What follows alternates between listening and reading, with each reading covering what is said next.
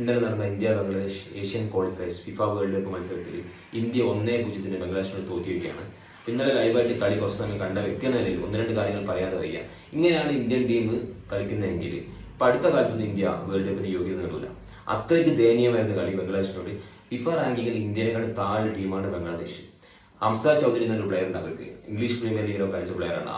അവരെ തിരിച്ചു കൊണ്ടുവന്നിട്ട് അങ്ങനത്തെ പ്ലേയേഴ്സിനെ തിരിച്ചു കൊണ്ടുവന്നിട്ടാണ് ബംഗ്ലാദേശ് ടീമിൽ ശക്തമാക്കിയത്.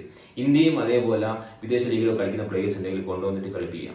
കാരണം ഈ പ്ലേയേഴ്സ് ഇതുപോലത്തെ പ്ലേയേഴ്സിനെ വെച്ചിട്ട് ഇന്നലെ കളിച്ച പ്ലേയേഴ്സിനെ വെച്ചിട്ട് കളിക്കുകയാണെങ്കിൽ ഇന്ത്യ അടുത്ത കാലത്തൊന്നും, ഞാൻ വീണ്ടും പറയുന്നു, വേൾഡ് കപ്പിന് യോഗ്യത നേടില്ല.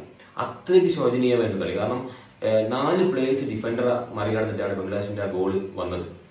തീരെ സ്റ്റാമിന ഇല്ലാത്ത പോലെ ഫീൽ ചെയ്തിരുന്നത് കളി കണ്ടപ്പോൾ. അപ്പൊ നല്ല നല്ല പ്ലേയേഴ്സിനെ കൊണ്ടുവരിക, ടീം സെറ്റാക്കുക. കാരണം ഇംഗ്ലീഷ് പ്രീമിയർ ലീഗിൽ ഒക്കെ കളിക്കുന്ന പ്ലേയേഴ്സ് ഇന്ത്യൻ വംശജരുണ്ടാവും, അവരെ കൊണ്ടുവന്ന് സെറ്റ് ചെയ്യാം. അല്ലെങ്കിൽ ഇവിടെ ഇപ്പം ഓൾറെഡി ISL നിർത്തിവെച്ചിരിക്കുകയാണ്, ISL ഇല്ല. അപ്പൊ ഇവിടുന്ന് മത്സരങ്ങൾ കളിക്കാൻ കഴിയുന്നില്ല ഇന്ത്യക്ക്. ഇന്ത്യ അപ്പം ഇപ്പൊ അടുത്ത കാലത്തൊന്നും ഇങ്ങനെ കളിച്ചത് ഞാൻ കണ്ടില്ല. കാരണം അത്രയ്ക്ക് മോശമായിട്ട് കളി. ISL തുലാസിലാണ്.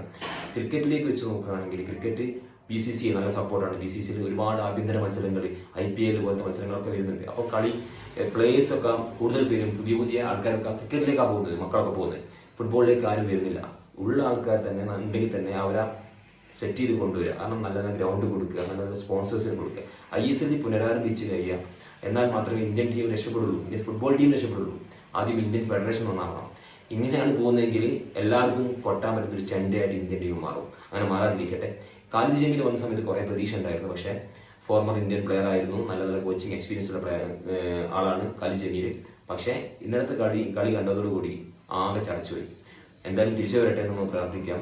മൊത്തത്തിൽ ഒന്ന് ഉടച്ചു വാർക്കേണ്ടതായിട്ടുണ്ട്. നല്ല നല്ല പ്ലേയേഴ്സിന്റെ പുറത്ത് അവർക്ക് നല്ല നല്ല പരിശീലനങ്ങൾ കൊടുക്കുക, വാർത്തെടുക്കുക.